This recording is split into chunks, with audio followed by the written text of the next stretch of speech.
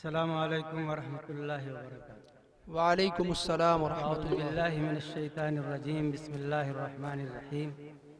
رب اشرح لی صدری ویسر لی امری واحلل عقدۃ من لسانی یفقہوا قولی۔ وقال اللہ تعالی فی کتابہ المجید وان ھذا صراطی مستقیما فاتبعوہ ولا تتبعوا السبل فتفرق بکم عن سبیلہ۔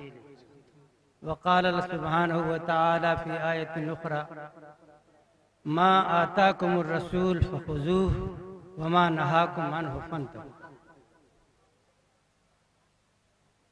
صدر گرامی قدر، اسٹیج نشین حضرات علماء کرام و دانشوران ملت اور لائق صد کرام و احترام حاضرین اجلاس، میں اپنی گفتگو کا آغاز بارگاہ رسالت میں ایک شعر کا نذرانہ حاضر کرتے ہوئے شروع کروں گا کہ بلبل کی زباں پر تھا تیرا ذکر مسلسل، بلبل کی زباں پر تھا تیرا ذکر مسلسل، پتوں کی جبیں پر تیری تاریخ رقم تھی، اور دیکھا جو تجھے پھر کبھی کھولی نہیں آنکھیں، دنیا کی ہر ایک شے تیرے معیار سے کم تھی، صلی اللہ تعالی علیہ وسلم۔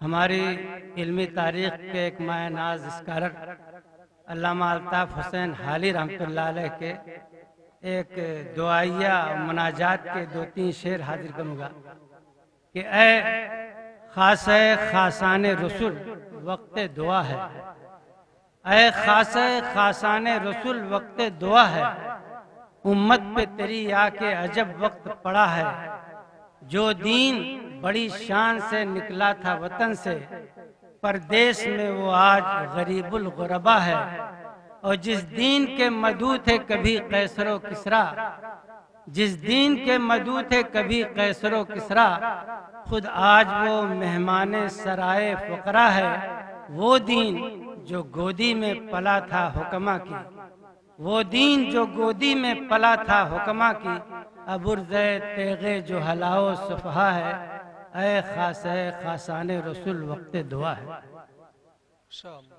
حاضرین محترم، میں نے قرآن کریم کی 2 آیتیں آج کے اس اجلاس کے عنوان کے تعلق سے آپ کے سامنے تلاوت کی ہیں۔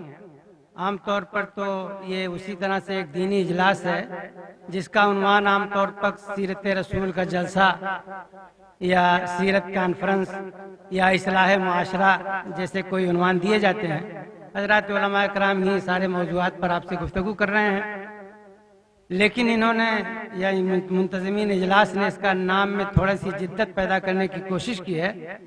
اب اس جدت پیدا کرنے میں ان کے پیچھے بھی کوئی سوچ، کوئی نظریہ تھا کہ نہیں تھا، لیکن مجھے ایسا لگتا ہے کہ احیاء سنت کانفرنس کہہ کر انہوں نے ایک بہت بڑی بات کہنا چاہیے، جسے میں 2 منٹ کھولنا بھی چاہتا ہوں۔ آج پتہ نہیں کیوں پوری امت میں ہم سب کا بھی یہی حال ہے، اور پوری امت کے عام طبقے کا یہ حال ہے کہ جب ہم سنت کا لفظ سنتے ہیں تو عام طور پر یہ سمجھتے ہیں کہ یہ تو سنت ہی ہے، اور فرض واجب اس سے بہت بڑا دکھائی پڑتا ہے، اور کبھی کبھی سنت کہہ کر ہم اس پر عمل کرنے کے لیے بہت اپنے نفس کو، اپنے دل کو آمادہ بھی نہیں کر پاتے کہ بھائی سنت ہی تو چلو چھوٹ جائے گی تو کیا، اس پر اللہ میاں فوراً ہم کو جہنم میں بھیج دیں گے۔ تو سنت دھیرے دھیرے سنتے سنتے پتہ نہیں کیوں ہمارے دل و دماغ میں ایسا اتر آیا ہے کہ کوئی بہت چھوٹا سا لفظ ہے، اور علماء اس کی ترتیب میں تو بلا شبہ فرض اور واجب بہت بڑی چیز ہوگی، لیکن میں عرض کرنا چاہتا ہوں یہ جو تصور بنا، یہ جو نظریہ قائم ہوا سنت کو چھوٹے پن کے انداز سے لینے کا، اس نے امت کو بہت دور پھینک دیا دین سے۔ سچائی یہ ہے کہ سنت ہی سب سے بڑی چیز، یہ تو علماء نے کیٹیگری قائم کی بعد میں نا، کہ یہ فرض ہے، یہ واجب ہے، یہ سنت ہے، یہ مستحب ہے، یہ نفل ہے، یہ جائز ہے، ناجائز ہے، یہ مکروہ ہے، تنزیہی ہے، تحریمی، پھر اس کے بعد حرام ہے، درجات ہے۔ قرآن اور غیر قرآن میں حضور پاک صلی اللہ علیہ وسلم کی زبان میں ایسا کوئی لفظی تقسیم نہیں ہے، لیکن ہے بھی۔ علماء کرام نے اگر یہ ساری چیزیں بنائی ہیں تو اپنی طرف سے تو گڑھ نہیں لی، لیکن یہ جاننا چاہیے کہ ائمہ کرام، علماء کرام نے جو ترتیبیں قائم کی ہیں اصول فقہ کو سامنے رکھتے ہوئے اللہ کے اقوال قرآن کریم میں جو آئے حضور صلی اللہ علیہ وسلم کے اقوال اس کے اسلوب کی بلندیوں اور اس کے خاص خاص انداز کو دیکھتے ہوئے اسی لفظوں سے فرض، انہی لفظوں سے وجوب، انہی لفظوں سے سنتیں، یہ سب علماء نے اس سے نکالے اپنے اپنے مسائل کو سمجھانے کے لیے. لیکن عام امت کو سمجھنے کے لیے صرف ایک بات سمجھ میں آنی چاہیے کہ اسے آنا کس پر ہے، پورا دین کیا ہے. اگر بہت چھوٹے لفظوں میں ایک لفظوں میں تعارف کرا جائے تو اس کا نام سنت. اسی لیے علماء اصول فقہ نے سنت کی تعریف کرتے ہوئے لکھا ہے کہ الطریقۃ المسلوکۃ فی الدین، دین میں جو ایک شاہراہ ہے جس پر چلا جا رہا ہے پورے دین میں، اس کا نام ہے سنت. اور میں آپ کو یہ بتانا چاہتا ہوں کہ سنت در حقیقت فرض اور واجب سے بڑی چیز ہوتی ہے. یہ کہیں ہمارے دماغ الجھ گئے ہیں.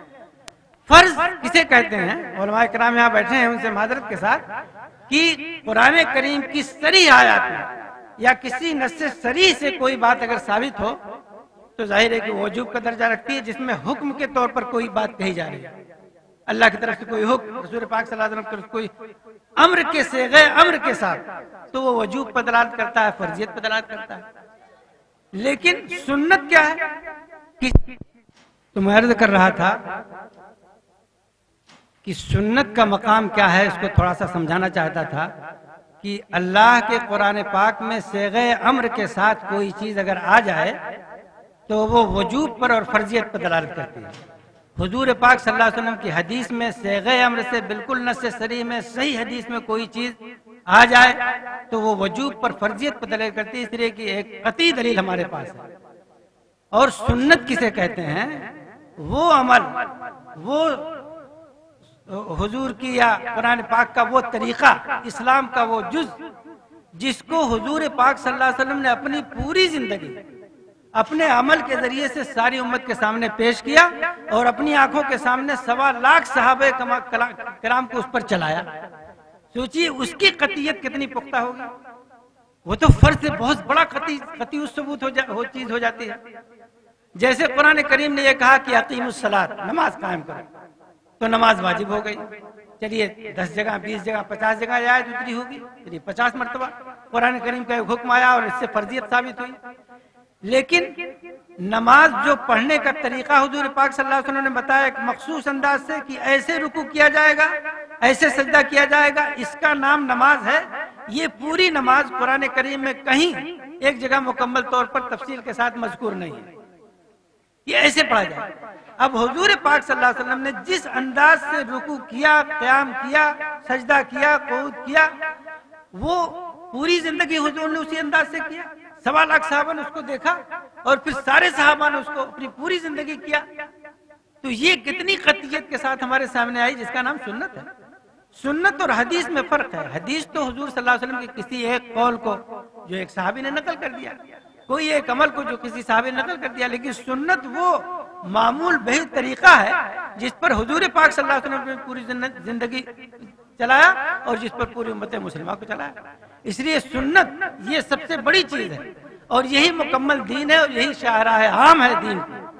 ایک مرتبہ میں اپنے گھر سے نکل رہا تھا تو میرے قریب میں ایک صاحب حیثیت بھی ہیں، صاحب مال بھی ہیں، مجھ سے تھوڑا سا عمر میں چھوٹے بھی ہیں، وہ بیٹھے ہوئے تھے. ان کے پاس ان کا کوئی ساتھی اور دوست بیٹھا ہوا تھا اور دونوں لوگ حجت کر رہے تھے. میں سڑک سے گزر رہا تھا تو اس نوجوان نے مجھ سے بلا کر کہا کہ مولانا ادھر آئیے. تو میں پوچھا. انہوں نے کہا کہ ایک مسئلہ آپ سے پوچھنا چاہتے ہیں لیکن اس میں آپ بہت لمبی بات مت کیجیے، بس یس نو میں جواب دیجیے، ہاں نہیں میں جواب دیجیے. تو وہاں ان دونوں میں بحث یہ چل رہی تھی کہ وہ ان کا دوست جو تھا وہ کتا پالنے لگا تھا. تو جب سے کتا اس نے اپنے گھر پال لیے تھے تو کچھ ملاقاتوں میں کمی آ گئی تھی. اس پر وہ اس کو ڈانٹ رہے تھے کہ تم نے جب سے کتا پال رکھا ہے تب سے جو ہے ملاقات ہی نہیں ہوتی. کہاں کیا تم غلط کام کرتے ہو، ناجائز کام کرتے رہتے ہو، اس طرح سے کچھ وہ کہتے رہے ہوں گے. تو اس پر اس نے کہا ارے آپ تو مجھے ایسا کر رہے ہیں، کتا پالنا جائز ہے، کتا پالنا جائز ہے، اس نے کہا. اور اس کے بعد جو ہے اتفاق میں سامنے سے گزر رہا تھا تو انہوں نے مجھے بلا لیا اور یہ مجھے پہلے پابند کر دیا کہ آپ تفصیلات میں مت جائیے گا، خالی ایک مسئلہ میں پوچھتا ہوں اور بہت ہلکے ہاں نہیں میں آپ جواب دیں. تو انہوں نے مجھ سے پوچھا مولانا بتائیے کہ کتا پالنا جائز ہے کہ نہیں. جب کوئی عام آدمی کوئی مسئلہ پوچھتا ہے تو میں مفتی تو ہوں نہیں، تو اس کو بہت سوچ کر اب انہوں نے پابند کر دیا تھا کہ بہت تفصیلات میں جانا نہیں، صرف ایک لفظ میں جواب دیجیے. تو میں نے ان سے، کیونکہ پہلے سے معلوم بھی نہیں تھا کہ ان کے آپس میں کیا بحث ہو رہی ہے، تو میں نے کہہ دیا کہ بھائی کتا پالنا جائز ہے۔ اتنا جب کہا تو وہ باہر کے آئے ہوئے ان کے مہمان جو ہے وہ بہت زور سے خوش ہوئے، دیکھیے میں کہہ رہا تھا نا، مولانا بالکل صحیح کہہ دیا، کتا پالنا میں بہت خوش ہوئے۔ اب یہ تھوڑا سا جھیپے تو اس پر میں رکا، میں نے کہا کہ اصل بات یہ نہیں ہے کہ کیا چیز جائز ہے اور ناجائز ہے، زیادہ بڑی بات یہ ہو گئی کہ امت کے دماغ میں پتہ نہیں کیسے ہم آپ سب لوگوں نے مل کر یہ بیٹھا دیا ہے کہ جب ہم کسی مولوی کی زبان سے کوئی بات سنتے ہیں کہ جائز ہے تو سمجھتے ہیں کہ یہ عین دین ہے، حالانکہ جائز ہونے کا کیا مطلب ہے یہ آپ دونوں لوگ نہیں جانتے۔ تو میں نے کہا پہلے مولوی صاحب کی زبان سے آپ جائز ہے کا مطلب سمجھ لیجیے۔ تو میں نے ان کو تھوڑا سا تفصیل سے تو منع کیا تھا، لیکن میں ان کو تفصیل میں کھینچ لایا اور میں نے ان سے کہا کہ آپ کبھی روڈ پر اور شاہراہ عام پر جب چلتے ہوں گے تو آپ کو میں بتانا چاہتا ہوں کہ آج کل جو بڑے بڑے روڈ ہیں یہ 120 فٹ اور 160 فٹ قانونی زمین روڈ ویز کی ہوتی ہے، اس میں 30-40 فٹ پچ ہوتا ہے پکا روڈ، اس کے بعد دونوں کناروں پہ 8 فٹ 5 فٹ 10 فٹ کا زمینی روڈ ہوتا ہے، کچا روڈ ہوتا ہے، پھر اس کے بعد جھال جھنکار رہتی، کبھی پیڑ پاڑوں لگے رہتے ہیں، اس کے بعد پھر گڈھے اٹھے رہتے ہیں، اس میں اکثر پانی کیچڑ رہتا ہے، اس کے بعد وہ میڑ آتی ہے جہاں سے کسی کی پراپرٹی اور کھیت اور کسی کی زمین شروع ہوتی ہے۔ بلا شبہ یہ روڈ کی زمین ہے اور ہر راہی کو، ہر ہندوستان کے شہری کو اس پر سے گزرنے کا قانونی اختیار اور حق حاصل ہے۔ تو جب اس پر سے آپ جائیں تو اس میڑ سے لے کر اس میڑ تک جتنی جگہ ہے یہ پوری 160 فٹ، اس پر سے آپ کے لیے چلنا جائز ہے۔ لیکن میں نے آج تک کسی انسان کو نہیں دیکھا، وہ تھوڑا اگر دماغ کا کمزور بھی ہو، کہ اگر پچ روڈ پکا روڈ خالی ہو تو وہ اس گڈھے گڈھی سے، اس کٹیلے والے راستے سے اور اس میں سے گھس کر اوپر نیچے ہوتا ہوا جا رہا ہو۔ ہر آدمی چاہتا ہے اگر موقع ذرا سے ملتا ہے تو بالکل بیچوں بیچ روڈ سے چلنا چاہتا ہے، تھوڑا سا اگر ہٹتا ہے کہ بھائی ادھر سے گاڑیاں آ رہی ہیں تو ذرا سا کنارے ہو جاتا ہے۔ جب ایک دم جگہ نہیں ملتی پچ روڈ پر تب جا کے کچی پہ جاتا ہے، حالانکہ کچی ہی پیدل چلنے والوں کے لیے بنی ہوئی ہے، یہ تو موٹر والوں کے لیے بنی ہے، لیکن پیدل چلنے والا بھی مین روڈ پر چلتا ہے۔ اور اسلام کی شاہراہ عام ہمیں پتہ نہیں ہے، تو ہم اسلام پر جب کوئی بات پوچھتے ہیں تو مولوی صاحب سے پوچھتے ہیں کہ جائز ہے نہ جائز۔ جائز ہے کا مطلب یہ ہے کہ اسی کاٹے کٹیلے والے راستے سے چلنا بالکل جائز ہے، 100% جائز ہے، لیکن کوئی چلتا نہیں۔ چلتا کہاں سے ہے؟ کہتے ہیں پچ روڈ سے چلتا ہے۔ پچ روڈ کون ہے؟ اسلام کا، شریعت کا، اسلام کا، اس کو کہا گیا طریقۃ المسلوکۃ فی الدین، دین کا شاہراہ عام یہ سنت ہے۔ آپ جانتے ہیں کہ وجوب اور فردیت اور جائز ناجائز یہ سب علماء کرام اور ائمہ اعظام نے اپنے زمانے میں جب فقہ مرتب کی تو یہ ساری کیٹیگریاں وجود میں آئی، اصول فقہ وجود میں آئی، یہ سب باتیں علماء جانتے ہیں۔ دور خیر القرون جو صحابہ کا تابعین کا ابتدائی دور 100 سال 200 سال گزرا ہے، اس میں تمام پوری امت صرف ایک بات جانتی تھی، حضور، بس حضور نے کیا ہے کہا ہے اسی کا نام سنت، اس پر چل رہی تھی۔ کیونکہ وہ حضور کے دور سے بہت قریب تھے تو ان کو ڈائریکٹلی حضور کے اعمال اور آپ کی پوری سیرت اور آپ کی پوری سنتیں اور آپ کے پورے اعمال ان کے سامنے تھے، یا نہیں سامنے تھے تو کسی حوالے سے ان کو بہت مصدق انداز میں مل جاتے تھے، تو اس پر چلنا ان کے لیے آسان تھا، ان کے لیے بہت فقہ تب تک وجود میں آئی بھی نہیں تھی۔ حالات و ضروریات کے تحت ائمہ کا یہ بہت بڑا احسان ہے کہ انہوں نے ان کی تمام تفصیلات ہمارے لیے مہیا کر دی۔ ان کے عظیم کارناموں کا میں کہیں سے اس پر تنقید نہیں کرنا چاہتا، وہ تو عین ضرورت ہے فقہ اسلامی، لیکن میں عرض کرنا چاہتا ہوں کہ عام امت اپنے دماغ میں یہ بات جان لے کہ فرض، واجب اور جائز ناجائز کے چکر میں بہت پڑنا ہمارا کام نہیں ہے۔ ہمارا کام تو صرف حضور پاک صلی اللہ علیہ وسلم کی ذات عالی کو، ان کی زندگی کی تمام سنن کو، کیا کیا آپ نے اسے لے لینا ہے۔ اسی بات کو قرآن کریم کی آیت میں پیش کیا گیا جسے میں نے ابھی آپ کے سامنے تلاوت کی۔ خود قرآن کہتا ہے کہ ما آتاکم الرسول فخذوہ، رسول تمہیں جو دے رہے ہیں لفظوں کے ذریعے سے، عمل کے ذریعے سے، جس انداز میں بھی آپ کو دیں اسے لے لو، وما نہاکم عنہ فانتہوا، جس سے انہوں نے منع کر دیا تو پوری امت تفصیلات میں کہاں تک جائے گی؟ جب ضرورت ہوگی تو مفتیان کرام کے پاس جائیے، علماء سے پوچھئے یہ صورتحال ہے، کہاں تک کروں نہ کروں، جائز ہے ناجائز ہے، پوچھنے کی ضرورت ہے، علماء سے جڑے رہنے کی ضرورت ہے۔ لیکن عام اسلامی زندگی گزارنے کے لیے سنت ایک فارمولہ ہے، سنت ایک اصول ہے، سنت ہی روح اسلام ہے، اسے اپنانے کی زیادہ ضرورت ہے۔ اس زندگی کے تمام شعبوں میں جناب رسالت میں آپ صلی اللہ علیہ وسلم کی دی ہوئی باتیں وہی ہمارے لیے شاہراہ عام ہونی چاہیے۔ ہمارے دماغ، ہماری سوچیں، ہمارے ارادے، ہمارے اعمال سب حضور پاک صلی اللہ علیہ وسلم کے اقوال، ان کے افعال، ان کی سنتوں کے قریب کرنے میں ہی در حقیقت اسلام ہماری زندگی میں آئے گا اور اسی کے طریقے سے جانا ہے۔ اور بلا شبہ آج کے زمانے میں جو بہت زیادہ علم پھیل گیا ہے، کہنے کے لیے علوم پھیل گئے ہیں اور انسانی دماغ عجیب عجیب وادیوں میں گھوم رہا ہے، آج پھر اس بات کی ضرورت واپس آ گئی ہے کہ حضور پاک صلی اللہ علیہ وسلم کے فرمودات اور آپ کی سنتوں میں حقیقی زندگی تلاش کرنے کی کوشش کی جائے، اس لیے کہ زندگی کے تمام ابواب میں اب نئے اسکالرز، نیا زمانہ اپنی اپنی فکریں شامل کر کے تقریباً امت مسلمہ کو بھی اور پوری دنیا کو ملحد بنا رہا ہے۔ اب تو شرک اور تھوڑا شرک سے تو مشرکین بھی توبہ کر رہے ہیں، جان رہے ہیں کہ پتھروں میں کچھ نہیں ہے، لیکن الحاد اتنی بری طرح سے دماغوں کو جکڑ رہا ہے کہ دھیرے دھیرے حضور کی سنتیں اور دین کی بنیادی افکار یہ گڑبڑ ہوتے جا رہے ہیں۔ اور خاص طور سے ہمارا پڑھا لکھا جو یونیورسٹیوں سے نکل رہا ہے طبقہ، چونکہ وہ ملحدانہ نصاب پڑھ کر آ رہا ہے، اور جو ہے جو کچھ اب آپ جانتے ہیں کہ اس وقت پوری دنیا کی یونیورسٹیوں میں جو کچھ پڑھایا جا رہا ہے، چاہے سعودی عرب ہو، چاہے مصر ہو، چاہے ہندوستان ہو، یہ سارے نصاب جو بن کر ہماری یونیورسٹیوں اور کالجز میں آ رہے ہیں، یہ ہندو لابی، یہودی لابی کے بنائے ہوئے ہیں، یہ ملحد لابی کے بنائے ہوئے ہیں۔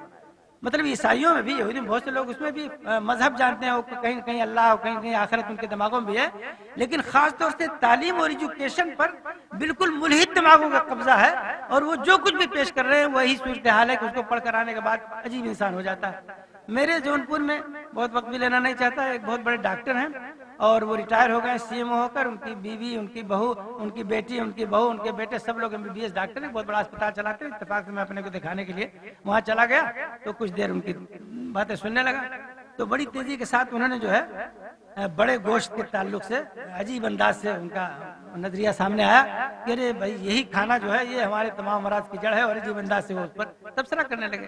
میں 2 منٹ سنتا رہا، اس کے بعد میں نے کہا ڈاکٹر صاحب آپ بھی خان صاحب ہیں اور اتفاق سے مسلمان ہیں، یہ جو آپ کا نظریہ بنا ہے یہ آپ کو اس بایولوجی پڑھنے کی وجہ سے ہوا ہے جو ملحد بایولوجی ہے۔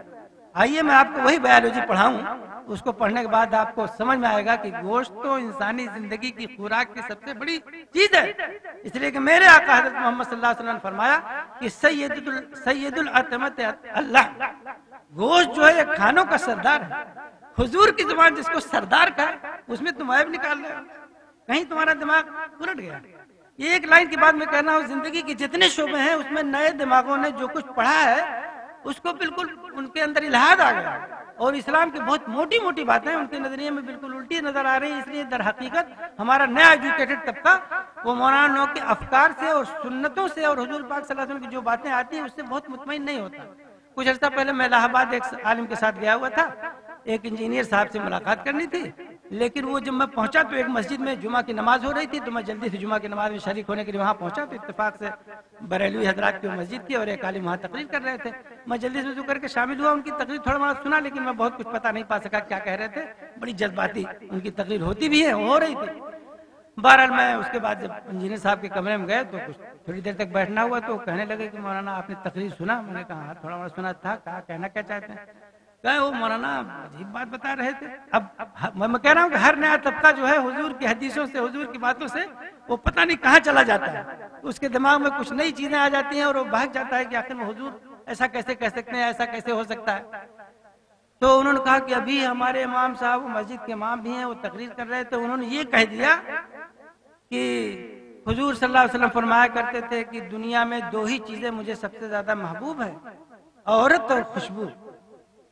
تو بھلا حضور ایسا کہیں گے؟ اب چونکہ عام آدمی کے دماغ میں عورت کی محبت اور عورت کا تعلق جو ہے وہ ایک مخصوص انداز سے دماغوں میں جاتا ہے جو سیکس اور جنسی لائن میں انسان کو لے جاتا ہے۔ اس حدیث کو سننے کے بعد ان کا دماغ وہیں گیا کہ یار حضور اتنی بڑی اچھائیوں کا کام لے کر آنے والے اللہ کے پیغمبر وہ عورت سے کیوں بہت زیادہ محبت کرتے؟ تو یہ فرمایا حبب الی من دنیاکم اثنتین، تمہاری دنیا کی 2 چیزوں کی محبت میرے دل میں ڈالی گئی ہے۔ یہ حضور کے الفاظ ہیں، النساء والطیب، عورتیں اور خوشبو۔ تو میں 2 منٹ سنا، چونکہ میں نے مولانا کی زبان سے وہ بات نہیں سنی تھی، اور اس کے مالہ و مالہ انہوں نے اور مزید کیا بیان کیا تھا میں اس کو نہیں سن پایا تھا۔ تو میں نے کہا انجینئر صاحب اب آپ کا دماغ اللہ جانے کہاں چلا گیا ہے، میں یہ کہنا چاہتا ہوں، مجھے بھی آپ مولوی صاحب جانتے ہیں کہ نہیں یہ حدیث تو میری نظروں سے گزری ہے، اور بلا شبہ حضور صلی اللہ علیہ وسلم کے زبان سے اس طرح کی کوئی بات ضرور نکلی ہے۔ یہ کہنے کے بعد میں نے کہا لیکن میں 5 منٹ اس حدیث کا مفہوم آپ کو بتانا چاہتا ہوں۔ تو میں نے اپنے علم و فکر کے مطابق اس حدیث کو تھوڑا سا کھولا ان کے سامنے، تو بڑی زور سے وہ بالکل مطمئن ہو کر سامنے آ گئے۔ انہوں نے کہا کہ بھائی تو بہت اہم بات آپ بتا رہے ہیں۔ میں نے کہا ہاں، کہیں کہیں ہمارے علماء کی باتیں تشریحیں کچھ ادھر ادھر چلی جاتی ہیں، اس کی وجہ سے امت کے دماغ کبھی کبھی بگڑ جاتے ہیں. کب کیا کتنا کہاں کیسے بیان کرنا ہے حضور کی حدیث کو، حضور کی سنتوں کو، کہ آج کا ملحد دماغ اسے دوسری جگہ لے کے نہ چلا جائے، اسے بہت بچانے کی ضرورت ہوتی ہے. اس لیے جو ہے یہ تو سچائی ہے کہ حضور پاک صلی اللہ علیہ وسلم نے جو کچھ کہا اور کیا اسی میں پوری دنیا انسانیت کا نفع بھرا ہوا ہے.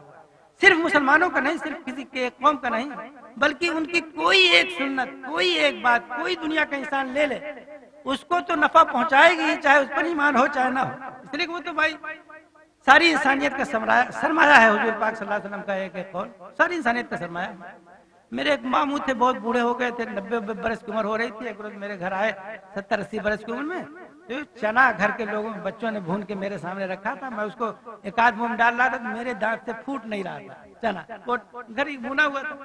وہ ماموں آ گئے، چونکہ میں بیٹھا ہوا تھا اسی پر، تو میں نے ان کی طرف بڑھا دیا. تو انہوں نے جو ہے اس کو چبانا شروع کیا، اور 80 برس کے بڈھے آدمی خوب چباتے رہے. تو میں نے بہت حسرت سے پوچھا کہ ماموں جی ایسا کیسے ہو گیا، آپ میں نہیں پھوڑ پا رہا ہوں اور آپ اتنی اچھی طرح. تو انہوں نے فوراً اپنے جیب سے ایک مسواک نکالی اور کہا بابو ایسا ہے کہ 35-38 سال سے تو میرا معمول ہے کہ ایک مسواک اپنے جیب میں فوراً نکالا ہوں، اور ایک مسواک میں جہاں اپنے گھر میں وضو کرتا ہوں وہاں، اور ایک مسواک مسجد کے طاق پر جہاں میں کبھی کوئی وضو کرتا ہوں. 3 مسواک میں سے جیسے کوئی ایک غائب ہوتی ہے میں جلدی سے تلوا کے بچوں سے وہاں رکھوا دیتا ہوں.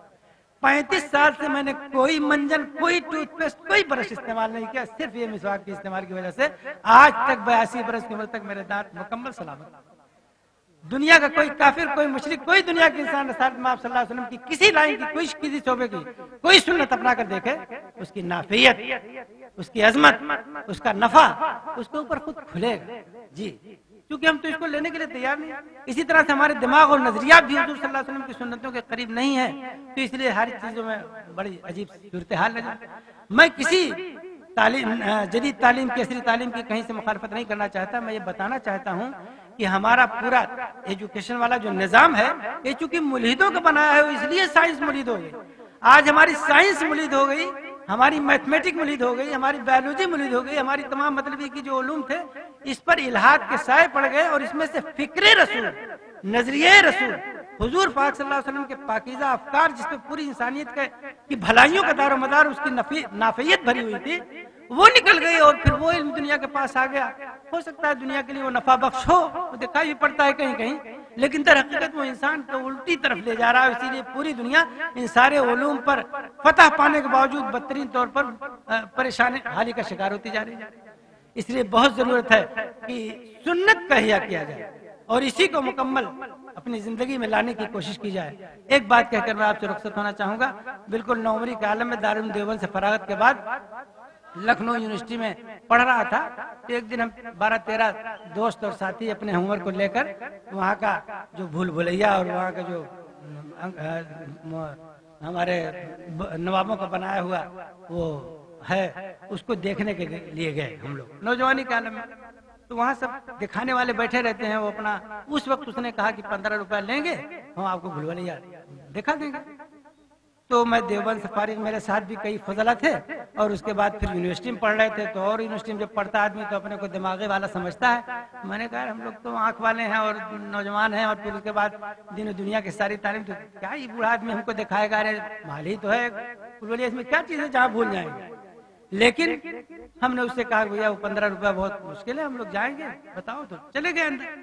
اچھا جو سے لوگ یہاں دیکھے ہوں گے لکھنؤ والی بھول بھلیا، تو اس میں کوئی خاص چیز ہے بھی نہیں. بہت بڑا ہال، اس زمانے کی انجینئرنگ کا وہ نقشہ تھا کہ وہ جب اندر آپ گھسیے گا تو 40 فٹ ایک طرف جائیے، چھوٹی سی گیلری میں، وہاں جب پہنچیے گا تو پھر 4 طرف راستے، ایک طرف سے آپ آئے ہیں 3 طرف راستے، اب کسی طرف آپ چلے جائیے.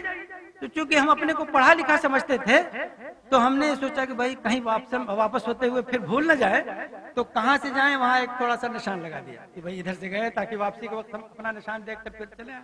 نشان لگا دیا. پھر آگے گئے، وہاں گئے، پھر اسی طرح سے 4 راستے 3 راستے 4 راستے 3 راستے، اور کسی ایک میں پھر گھس رہا ہے. اسی میں گھستے رہے، کچھ دیر تک گھسے، کوئی خاص چیز تو ہے نہیں، تو خالی ایک طرف جاؤ پھر 4 راستہ. کل گھسنے کے بعد تب یہ ہوا کہ اب واپس آیا جائے. تو خیر وہاں سے واپسی شروع ہوئی. اب واپس جب آنے لگے تو پہنچتے پہنچتے 2-1 مرتبہ دکھائی پڑا اپنا نشان. اس کے بعد یہ نہیں سمجھ میں آ رہا تھا کوئی نشان تو ادھر سے، ہم لوگ ادھر سے آئے، لیکن اس میں سے آئے تھے کہ اس میں سے آئے تھے کس میں سے. گئے تو تھے, یہاں ہم نے نشان لگایا, لیکن اب کس میں سے آئے تھے وہ ذرا سا عجیب سا ہونے لگا, اور نتیجہ یہ ہوا کہ ہم لوگ اسی میں پریشان ہونے لگے, اور سب لوگ بہت عجیب صورتحال میں پریشان ہوئے. تو اس نے جاتے وقت کہا تھا ابھی جا رہے ہیں آپ لوگ, ایسا ہے کہ اگر بھول جائیے گا تو اس نے کچھ بتایا تھا کہ ایسے پکاریے گا تو ہم جہاں بھی کہیں ہوں گے سن لیں گے اور آپ کو آ کر پھر نکال دیں گے. تو بہرحال ہم لوگوں نے وہی آواز نکالی, اور 2 منٹ میں وہ آدمی وہیں بھول بھلیا جہاں ہم لوگ بھولے ہوئے تھے وہ آ گیا, اور اس نے دھڑ سے 2 منٹ کا ایک راستہ طے کر کے اوپر کر دیا, چھت پر آ گئے, چھت سے ایک سیڑھی تھی, پھر اس کے بعد نیچے آ گیا. یہ دنیا پوری بھول بھلیا ہے, یہاں سینکڑوں راستے, بے شمار فلاسفر ہیں, پروفیسر ہیں, بتانے والے ہیں اس دنیا میں, پہلے بھی آئے, آج بھی آئے, آئندہ بھی آئیں گے, جو انسانوں کو رہنمائی دے رہے ہیں اور راستے بتا رہے ہیں کہ یہ جاؤ.